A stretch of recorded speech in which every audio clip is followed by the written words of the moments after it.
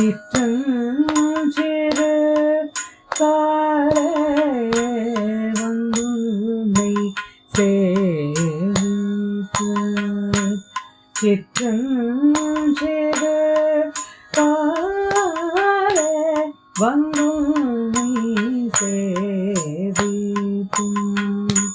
பொற்றாமர யடியே போற்று பொருள் கேளாய் பொற்றாமர யடியே போற்று பொருள் கேளாய் பெற்றும் மெய்த்துள்ளும்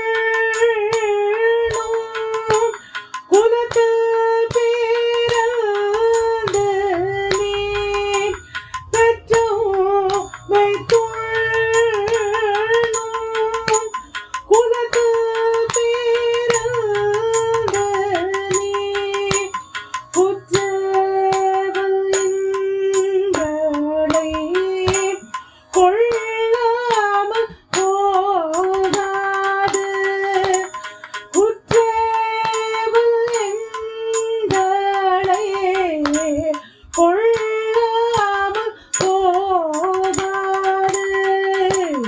இற்றை பாரே கொள்வான் அன்று காண் கோவிந்தா இற்றை பாரே கொள்வான் அன்று காண் கோவிந்தா எற்றைக்கும்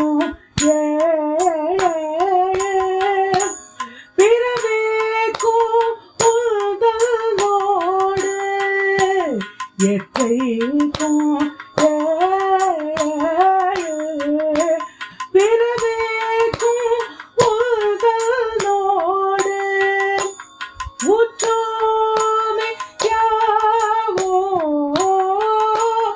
உனக்கே நாம் ஆட்சேவோம் உற்றோமே யாவோ உனக்கே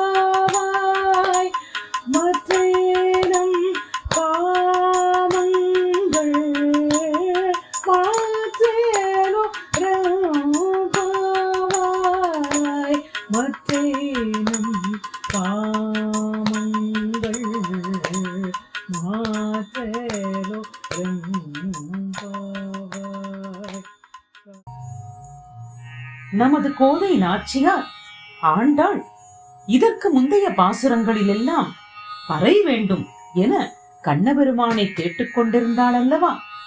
இந்த பாசுரத்தில் கண்ணனிடத்தில் வேண்டிய அந்த பறை என்ன என்பதை கூறுகிறாள். பாசுரம் 29. கண்ணா, மிக விடியலிலேயே எழுந்து உன் கோவிலுக்கு வந்து பொன் போன்ற உனது தாமரை பாதங்களை போற்றி வணங்க நாங்கள் வந்திருக்கும் காரணத்தை நீ கேட்டருள வேண்டும். மாடு கன்றுகளை மேய்த்து வாழும் எங்கள் இடையர் குலம், அவற்றின் மூலம் கிடைக்கும் பாலும் தயிரும் வெண்ணையும் விளைபொருளுமாக உண்ணுகிற எங்களை பார்த்தும் பார்க்கடல் நடுவே பரமபதத்தில் நாயகனாக விளங்கும் நீ இந்த குலத்தில் வந்து பிறந்தாய். அத்தகைய கருணையுடைய நீ எங்களுடைய சிறிய ஆத்மார்த்தமான கைங்கரியத்தினை கண்டுகொள்ளாமல் விட்டுவிடாது எங்களை குற்றேவல்கள் கொள்ள வேண்டும். அறியாத பிள்ளைகளாகிய எங்களிடம் எங்களுடைய சிறிய திறனிற்கேற்றாற்போல் சிறு சிறு பணிகளில் நீ எங்களை கொள்ள வேண்டும். நாங்கள் இங்கனம் நோன்பிருப்பது இந்த லோகாயதமான பறையை உன்னிடம் பெறுவதற்காக அல்ல. எங்களிடம் பெரிய வேறு கோரிக்கை ஒன்று உண்டு. கோவிந்தா, காலம் உள்ளளவும் 7 பிறவியிலும் உனக்கு உற்றவர்களாகவே உன்னுடையவர்களாகவே நாங்கள் இருப்போம். உனக்கு மட்டுமே நாங்கள் கைங்கரியம் செய்ய கடவோம். இப்படிப்பட்ட உயர்ந்த குறிக்கோள் எங்களுக்கு இருப்பினும் நடைமுறையில் கோபங்கள், ஆசைகள் என்று காமங்கள் குறுக்கிடுகின்றன. அப்படி ஏதேனும் ஒரு நேரத்தில் எங்களுடைய மனம் வேறு வழியில் சென்றால் அவற்றையெல்லாம் உன் தொடர்பான ஆசைகளாக, பக்தியாக நீயே மாற்றி உன் கைங்கரியத்திலேயே எங்களை ஈடுபடுத்திக் கொண்டு விடு என்று இந்த பாசுரத்தில் நாங்கள் போற்றும் பொருள், பறை, பலன், எங்களுடைய குறிக்கோள், லட்சியம் எல்லாம் உன்னுடைய திருவடிகள்தான். உன்னுடைய பொற்றாமரை அடியே நாங்கள் போற்றும் பொருள் என்று மனம் உருகும்படி எம்பெருமானை வேண்டுகிறாள் ஆண்டாள்.